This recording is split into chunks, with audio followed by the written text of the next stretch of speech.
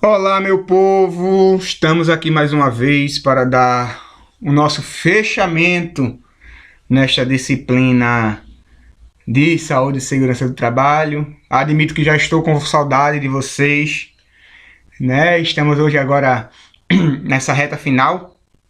Essa é a nossa última aula desta disciplina que a gente procurou fazer com dedicação, com empenho para que ficasse o mais claro possível para vocês.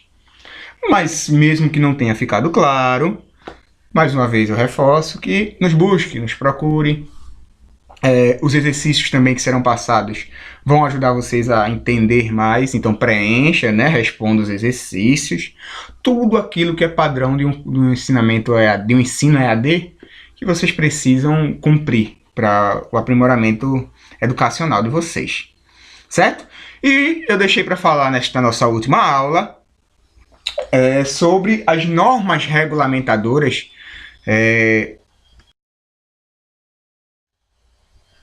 que permeiam a segurança do trabalho no Brasil.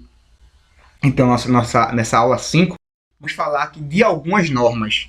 Não de todas, porque são 36 normas, né? Fora a NBR, fora as convenções, fora as portarias, enfim, é uma coisa bem ampla.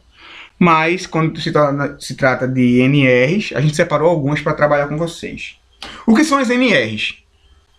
É através das NRs que o Ministério do Trabalho encontrou uma forma de controlar ou eliminar os riscos ocupacionais.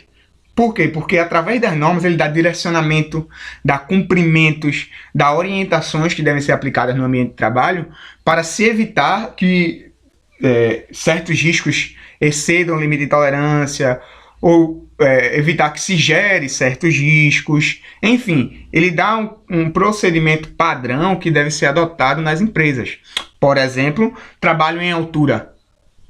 Hoje, para você realizar trabalho em altura, você tem que se pautar tanto na NR18, que trata da construção civil, como na NR35 também, que trata e regulamenta o trabalho em altura. É esse o nome da NR, né? Serviços em altura, trabalho em altura. Então, para você lá, você tem que ter certas documentações, você tem que ter certas análises prévias da atividade, vocês vão ter que ter os equipamentos, ele indica, a própria norma indica quais equipamentos são mais adequados para aquelas atividades. Enfim, então ele circula, ele permeia as principais atividades nacionais, né, que são executadas aqui no Brasil, e dá medidas de proteção e indicações de proteção para ser aplicadas em todas. Ok? Vamos falar algumas que eu tratei relevantes. A primeira, né, que são as disposições gerais, é o início, onde ela estabelece o campo de aplicação de todas as normas regulamentares de segurança do trabalho, bem como direitos e obrigações do governo, dos empregadores e dos trabalhadores no tocante a este tema específico. As disposições gerais é meio que uma introdução. Entendeu? Olha, o empregador é isso, dá uma definição para empregador, dá uma definição para empregado, dá uma definição para trabalho, dá uma definição para funcionário, que é diferente de empregado, enfim. Ele começa a dar definições, dizendo que essas definições têm seus direitos e seus deveres. Fala também aqui na NR da ordem de serviço, que é necessário para as atividades. Então, a NR1 exatamente é um abre-alas para tudo que vai estar por vir, né, depois dela. Na NR4, que são os serviços especializados em engenharia de segurança e em medicina do trabalho. Estabelece a obrigatoriedade das empresas públicas e privadas que possuem empregados regidos pela CLT de organizarem e manterem em funcionamento serviços especializados em engenharia de segurança e em medicina do trabalho, o que muitos de nós conhecemos como SESMIT, com a finalidade de promover a saúde e proteger a integridade do trabalhador no local de trabalho. Bom, muitos donos de empresa, presidentes, diretores, talvez não tenham o conhecimento necessário para se implementar condições de segurança, para se implementar as normas regulamentadoras do seu ambiente de trabalho. Por isso se faz necessário contratar profissionais habilitados, profissionais que tenham a capacitação necessária para fazer implementações, para gerar documentações, para realmente fazer um plano de ação que adeque à realidade da empresa e assim, consequentemente, proteja seus empregados. O que é que podemos dizer? Os técnicos de segurança do trabalho, os engenheiros de segurança do trabalho, os técnicos de enfermagem do trabalho, os enfermeiros do trabalho, os médicos do trabalho. Então, essa equipe é responsável por formar esse SESMIT. Obviamente, nem toda empresa tem todos esses funcionários. Depende muito do grau que ela se enquadra. Mas isso não cabe a vocês. Certo? Então, o SESMIT é uma equipe especializada, uma equipe qualificada para cuidar de segurança do trabalho. Então, quando se perguntar de SESMIT para vocês, atenção. A NR5, a gente pode dizer que é um SESMIT de leigos. O que eu quero dizer com isso? A NR5 é a Comissão Interna de Prevenção de Acidentes, o que intitulamos CIPA. A CIPA ela é formada por uma equipe dentre os funcionários, já não mais dentre os membros do SESMIT, dentre os próprios funcionários, que são escolhidos, né, através de eleição e de indicação, para a aplicação da norma dentro da empresa. O que acontece? Obviamente, um técnico de segurança, um engenheiro de segurança, às vezes não pode acompanhar todas as atividades da empresa, daquele centro comercial, da indústria, não consegue fazer desempenhar aquele papel, desempenhar aquela função, né, de acompanhar todos. Então, se é eleito, se é escolhido, alguns funcionários dentre, como é que eu posso dizer, dentre a equipe de trabalho mesmo, para fazer esse acompanhamento. Então, ele é eleito ou ele é indicado, recebe um treinamento este dado pelo pessoal do SESMIT, explicando o que é risco, como evitar, questões de segurança e tal, e é devolvido ao ambiente de trabalho. Então ele começa a observar, ele começa a notar como é que funciona o trabalho ali e começa a dar resoluções, dar ideias para resolver, alertar para que não se aconteça alguma coisa. Enfim, ele é um SESMIT de pessoas que não são tecnicamente qualificadas, porém com instrução recebida pelo SESMIT para se fazer cumprir a saúde e segurança do trabalho dentro da empresa. Cumprir e fazer cumprir. Certo? Na norma regulamentadora número 6, a gente encontra a questão dos equipamentos de proteção individual, os EPIs. O que é que a gente pode dizer sobre os EPIs? Os EPIs são dispositivos ou equipamentos que são colocados no nosso corpo que reduzem a consequência de um provável acidente. Qual é um erro muito comum? Um erro muito comum que se aplica é que EPI evita acidente. Um EPI evita um acidente. Um trava-quedas evita um acidente. Vejam só, pessoal. EPI não evita acidente. Certo? EPI reduz os danos que são advindos de um acidente que ocorreu. Só não se deixou agravar as consequências. Deixa eu me fazer mais claro. Um funcionário está andando na construção civil, na obra, e alguém que está lá em cima derruba uma chave de fenda. Essa chave de fenda vem em direção ao funcionário e acerta a cabeça dele. O funcionário está de capacete.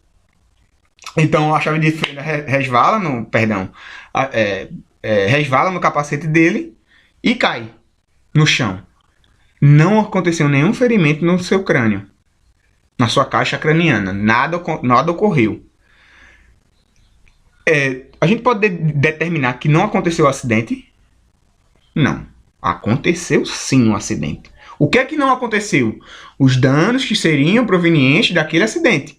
Então o EPI ajuda a reduzir o dano ou eliminar o dano. Mas o acidente ocorre. Então o EPI não evita acidente.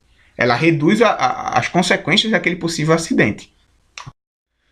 NR7. O Programa de Controle Médico de Saúde Ocupacional, que a gente já falou na aula anterior, o PCMSO.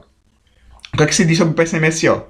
Estabelece a obrigatoriedade de elaboração de implementação por parte de todos os empregadores e instituições que admitam trabalhadores como empregados do Programa de Controle Médico de Saúde Ocupacional, com o objetivo de promoção e preservação da saúde do conjunto de trabalhadores, dos seus trabalhadores. Então, dentro desse programa, vai constar quais são as atividades que tem ali, quais os riscos que aquela atividade traz à saúde. Pode gerar isso, isso, isso. quais os exames periódicos que o funcionário vai ter que ter, qual a exigência que tem que se fazer no exame admissional, no demissional. Então, toda essa questão de exames, de acompanhamento médico, tudo vai ser controlado pelo PCMSO, que se encontra na NR7, certo? Lembrem dessas NRs, sobretudo essas que eu estou citando aqui, tá? Um passarinho verde me contou que pode ser que, se é possível, cair em prova. Na NR17, a gente encontra a questão da ergonomia. O que é ergonomia? Qual o objetivo dessa ergonomia? Ela visa estabelecer parâmetros que permitam uma melhor adaptação das condições de trabalho às condições psicofisiológicas dos trabalhadores, de modo a proporcionar um máximo conforto, segurança e desempenho eficiente no trabalho. Então, é uma adequação, a ergonomia trata da adequação entre o funcionário e o trabalho, né? A própria atividade em si. Então, ela regulamenta isso. Ela quer que o trabalho se adapte ao trabalhador e não o trabalhador se adapte ao trabalho. Porque o que a ergonomia define? Que o trabalhador tem que estar confortável. Então, para o trabalhador ser confortável, segundo a NR17, ele não precisa se adequar ao trabalho, não. O trabalho é que precisa se adequar para trazer esse conforto ergonômico ao funcionário. Deu para entender? Se não deu, me busca lá no fórum. Na NR24, trata de condições sanitárias de conforto nos locais de trabalho. A gente pode falar que é a disciplina os preceitos de higiene e de conforto a serem observados no local de trabalho, especialmente no que se refere a banheiros, vestiários, refeitórios, cozinhas, alojamentos e água potável, visando a higiene dos locais de trabalho e a proteção à saúde dos trabalhadores. Essa NR às vezes passa muitas vezes despercebida. O que é que acontece? Essa NR traz a obrigatoriedade das empresas que estão com seus funcionários oferecerem água potável. Sem água potável, o trabalhador não pode trabalhar. Das empresas oferecerem banheiro para os trabalhadores se banharem, cozinhas, né, quando se tem a alimentação, se é obrigado a alimentação, né? Porque se é solicitada a alimentação dentro da empresa, tem que se ter cozinha, tem que se ter refeitório. Então, isso passa despercebido muitas vezes. Aí você chega, em todo lugar tem banheiro. Mas às vezes a gente não sabe que é obrigatório pela NR24 que os estabelecimentos tenham banheiro, tenham cozinha, tenham refeitório, né? Tem água potável. Então, se não tiver água potável, você não é obrigado a trabalhar. Sabiam disso? Pois é. A NR24 traz essas elucidações. Na NR32, segurança e saúde no trabalho em serviços de saúde. O que realmente eu acredito, no meu modo de ver, modo Francisco Pires de ver, que está interligado com vocês de ótica. Né? Que vocês cuidam da saúde, apesar que muitos não reconhecem, mas vocês cuidam da saúde sim. Não é só comércio, como muita gente fala. O que é que se diz na NR32? Estabelece as diretrizes básicas para a implementação de medidas de proteção à segurança e à saúde dos trabalhadores do serviço de saúde, bem como daqueles que exercem atividades de promoção e assistência à saúde em geral. Eu acho que é aí que você se enquadra. Nesse trecho final aqui. Atividade de promoção e assistência à saúde em geral. Então, são certos cuidados que se tem em ambiente hospitalar, que se tem em ambiente clínico, que devem ser observados e aplicados. Bem, pessoal, como eu disse, já estou com saudade de vocês, mas não me abandonem. Dúvidas, questionamentos, me procurem. Exercícios, façam todos, porque vai ajudar vocês no esclarecimento de muitas dúvidas, porque você vai sentar, vai pesquisar, vai procurar. Participe do fórum, né, os temas do fórum, e leia a apostila, como já foi dito, e foco que a dor passa, o que vai ficar é a conquista, é a vitória, certo? Como eu disse, né, e continuo dizendo, estou com vocês até o final, até a conquista, certo? Estamos juntos, até o fim. Um grande abraço, fiquem com Deus e sucesso na carreira de vocês. Muita paz para todos vocês, certo? Abraço!